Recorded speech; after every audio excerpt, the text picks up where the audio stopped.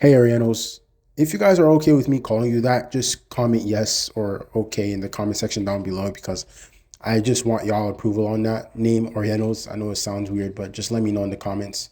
Yeah, but I want to apologize for the long hiatus. I know I've been away for a long time.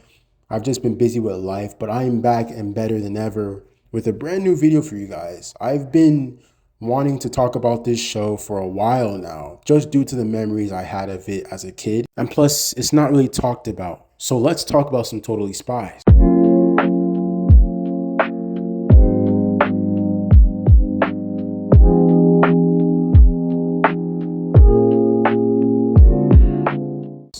Totally Spies is your typical girly show about three teenager spies who are still high schoolers at the end of the day. And of course, being teenagers, they have to juggle two lifestyles at once all the time. But the three girls are able to do it with relative ease. And being a show that came out in the early 2000s, of course, you had to have your characters color coded in some way, especially in an action themed show like Totally Spies. So let's talk about some characters real quick. So we have Clover, who is the most girly of the three, worrying about her makeup being good enough for the nearest guy she likes, or being obsessed with going to the mall to shop for the latest and trendiest threads. But I forgot to mention that this show takes place in Beverly Hills, so obviously these characters are going to be more in tune and focused on their appearance and status. But back to Clover.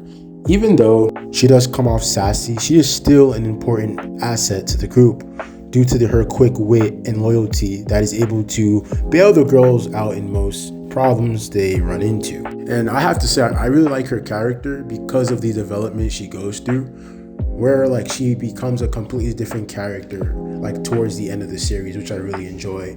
And her dynamic with the girls really make for top comedy in my opinion.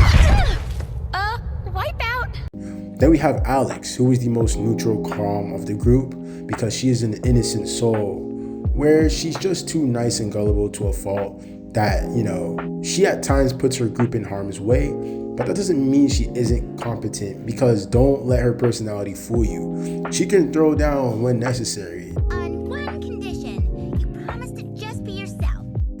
And last but certainly not least, we have Sam, who is the smartest girl you would meet, to where she is too smart for me at times because I would be watching the scene, right, from her, and she would go on talking about topics that I never even heard of or forgot about, which is pretty good, in hindsight because she's keeping my, memory and mind sharp. But that's besides the point. And Sam being intelligent, you would expect her to be the leader of the group, forming strategies and tactics that lead her squad to victory. But she's not above letting loose and having fun with her friends. Neither. Apparently we're goat babysitters. So I lied. There is another character that I should have mentioned earlier, and that is the boy Jerry, the man responsible for the discovering of these three diamonds in the rough. Jerry is the most British guy you can get. With just his voice alone, you would, know that this man is a top agent on some James Bond stuff. He is the founder of Whoop, which is this international spy organization tasked with making sure threats across the globe are neutralized. And I'm just a sucker for anything spy themed, so you know very well why I would appreciate the show. Jerry tends to act as the girl's boss but mentor at the same time, to where he assigns them on missions and other high stake cases, but he is a big softie at heart, where he cares for the girls, looking out for them on numerous occasions. He is an integral part of the group, to where without him there is dysfunction and chaos. Totally Spies is a fun, adventure-driven show that I can just turn my mind off to and just enjoy. It doesn't have the deepest story around and enticing character arcs or complex origin stories, but it's still able to deliver in the type of show it wants to be without sacrificing entertainment and depth, which is very important. If I were to compare the show with another, it would have to be Powerpuff Girls, to where the concept and overall theme is just identical. Like I do in these type of videos, I want to go over some episodes that stood out to me the most and what I liked about them. Actually, it's going to be just one episode, so just bear with me.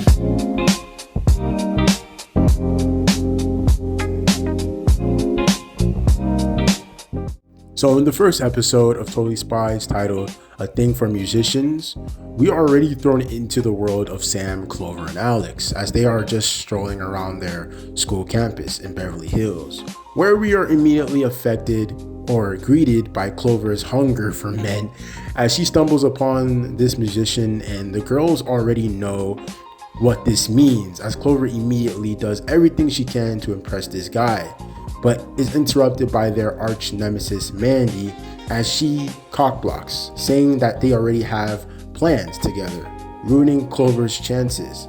Can we just take a moment to observe the art style of early Totally Spies? As you can see, it is in its developing stage with the unpolished facial features, but it's still pretty distinct to where you know this art style is true to the show. And this show just screams early 2000s, bruh. With the clothing of each character looking straight out of like those clothing magazines, like from Hot Topics and stuff from the early 2000s. You would see at a mall or something.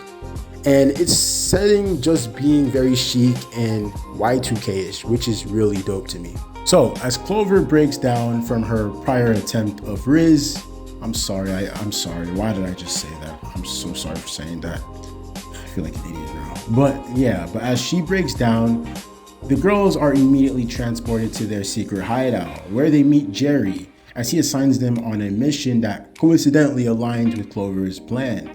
And I love how the show doesn't take themselves too serious, as a moment that could be perceived as personal be interrupted instantly, which plays into the comedic aspect of the show, as this is a running gag throughout the series. So Jerry is already shown to be a boss that anyone would love to have, as he is pretty chill and lenient to where he banters with the girls, showing that he isn't above establishing a healthy relationship with them.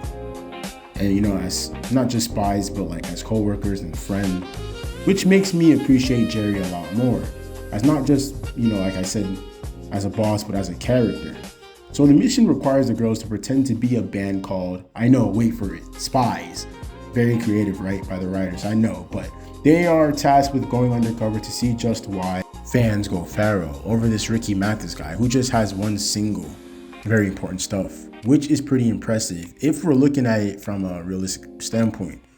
For an artist with just one single, not album, would be able to garner massive success overnight is kind of crazy. But artists in today's day and age are just doing that casually.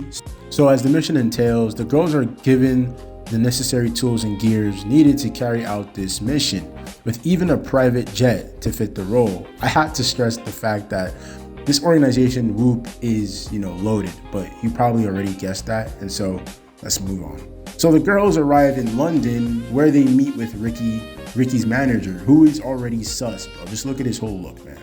And then we meet with Ricky himself, and he seems to be a pretty alright guy.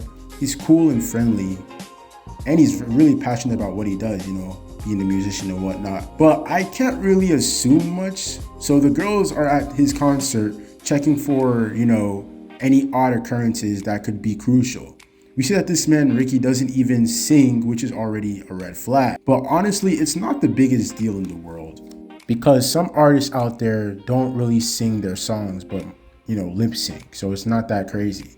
Moving on. So the spies continue on spying as they see the manager already being fishy as hell, as he is on a phone call in a soundproof booth, where he says that he's already, prepared these special lyrics for Ricky. But unfortunately, Sam was the one to catch on to his conversation, where she is curious, as we get this extended shot at Sam, really emphasizing her curiosity or suspicion of the manager.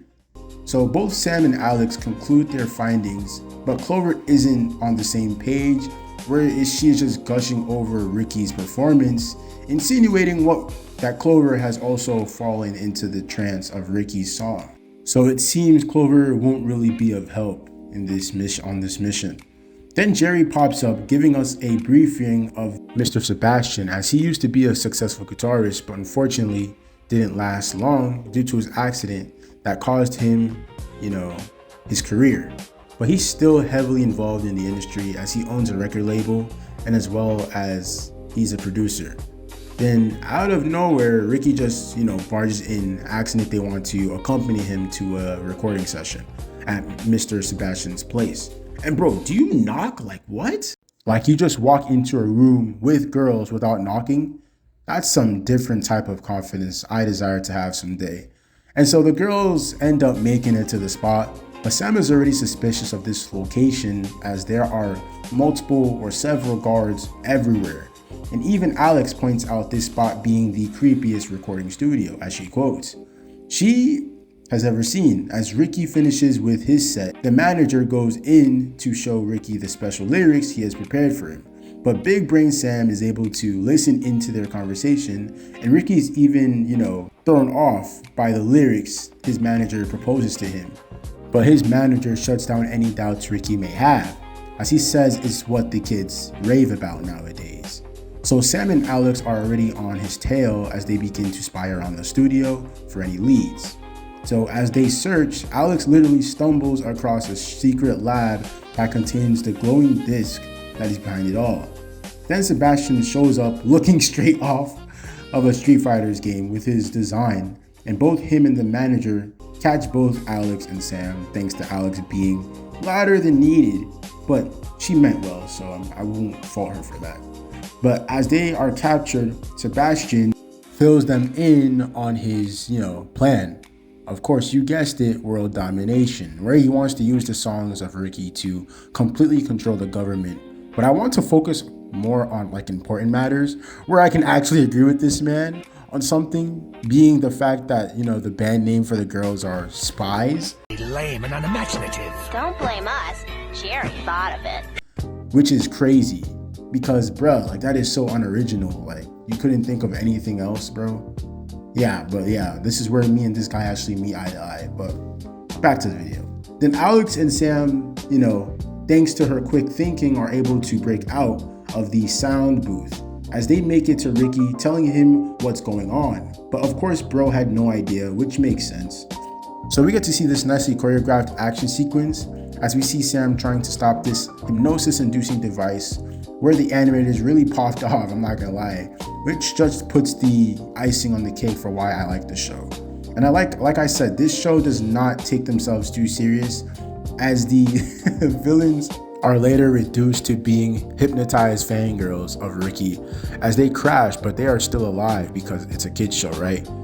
So they are quickly reprimanded, so all is good.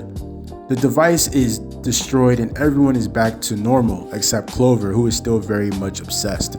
But that could be her need for a man and a boyfriend, showing that the girls are back in Beverly Hills as, Clover rethinks her contribution to the mission being, you guessed it, nothing. But she was hypnotized. But the girls later comfort her on not being too hard on herself, as she is over, musicians as a whole, she says. But once again, she doesn't stay true to that, as she crushes on another musician, and folks, that is how the episode ends. This episode had everything you would want in a first episode, where it introduced a character without really needing to, due to their personality speaking for themselves. And it was a fun episode all around with some jokes here and there. So yeah, Totally Spies is one of those shows that deserve the relevance it still has till this day, where I strongly recommend a watch. I'm not saying it will blow your mind, but it's just a show that is pleasantly familiar to you in your childhood if you grew up in the early 2000s. So I hope you guys enjoyed the video.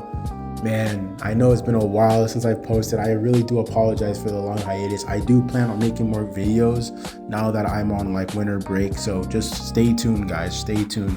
If you guys enjoyed the video, make sure you guys like, comment, and subscribe to the channel, man. God bless you. And once again, I want to thank you guys for 2025. It was a really successful and supportive year for me. Thank you guys so much. And I'm looking forward to 2026.